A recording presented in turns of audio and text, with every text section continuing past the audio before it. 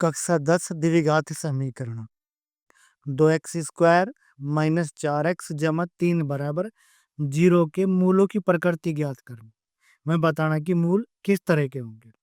तो समीकरण दी हुई है 2x² माइनस 4x जमा 3 बराबर 0। हम क्या करेंगे, इसकी तुलना मानक समीकरण, इनके मानक समीकरण है हमारी ax² जमा bx जमा c बराबर 0 से करने पर। अब करेंगे x² का गुणांक 2, x² का गुणांक a, तो a बराबर 2, x का गुणांक b, यहाँ पे -4, तो b बराबर -4, और यहाँ पे c और यहाँ पे 3, तो c बराबर 3। तो d की वैल्यू निकाल लेंगे, इनके d को बोलते हैं हम विविक्त कर। क्या बोल लेंगे, विविक्त कर। और विविक्त कर की वैल्यू हो b² माइनस के 4ac। इनके जब वैल्यू निकालेंगे, b की वैल्यू रखेंगे -4, 4, a की वैल्यू 2 और c की वैल्यू कितनी, c की वैल्यू 3।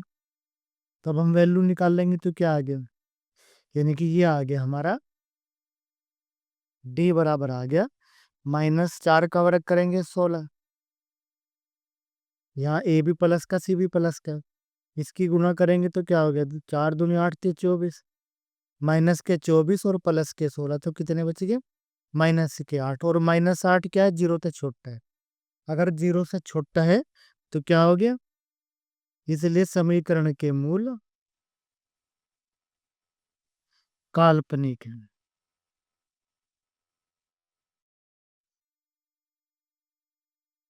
अगला जो सवाल है, अगला सवाल क्या है, ये समीकरण दे रखी, यानी कि हमें समीकरण दे रखी 3x² माइनस के 2x जमा 1/3 बराबर 0। और कह रहा मूलों की प्रकृति और मूल ज्ञात करो।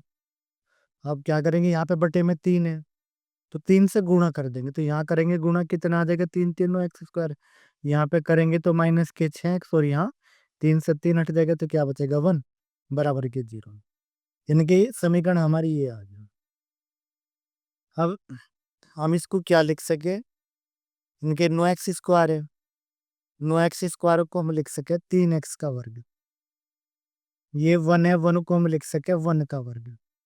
अब इस 6x को हम लिख सके 2 इंटू 3x इंटू के 1, यानी कि 2 चीज 6 कम 6, हम ये लिख सके। इनके जो ये समीकरण बन गई हमारी a² प्लस b² माइनस के 2ab, तो ये बन गया हमारा a माइनस b का होल वर्ग। इनके 3x माइनस 1 बराबर का स्क्वायर बराबर 0, तो इनके बन गया हमारा 3x माइनस 1, 3x माइनस 1 बराबर के 0, तो यानी कि 3x माइनस 1 बराबर 0, तो x की वैल्यू होगी 1/3, यानी कि 1 प्लस का और 3 बटे में ले गए। और यदि यदि अब ये वाला फैक्टर, यानी कि 3x माइनस 1 बराबर 0, तो x की वैल्यू कितनी आ गई, 1/3, यानी कि दोनों वैल्यू x की 1/3 आ गई।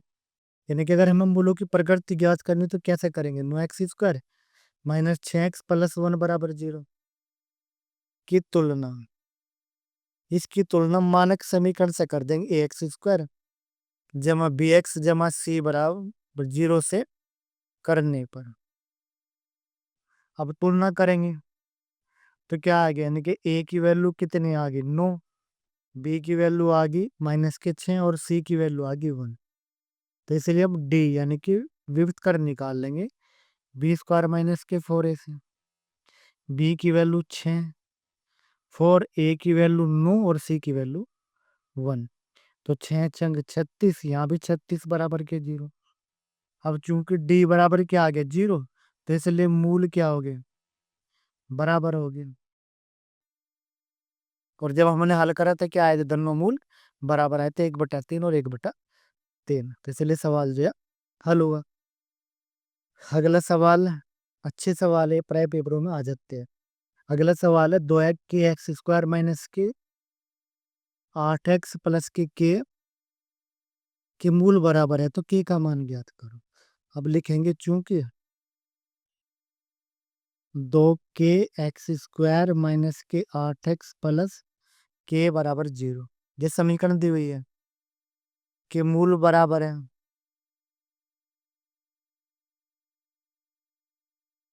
मूल बराबर है तो इसलिए क्या हो गया जो डी, इनके b² माइनस के 4ac बराबर के 0, यानी कि व्युत्क्रम 0 होना चाहिए। अब क्या करेंगे, समीकरण की तुलना, x² जमा bx जमा c बराबर 0 से तुलना करने पर, तुलना करेंगे तो a की वैल्यू कितने आ गए, x² का गुणांक 2k, b की वैल्यू x का गुणांक माइनस के 8 और c की वैल्यू आ गई k, और ये वैल्यू यहाँ रख देंगे।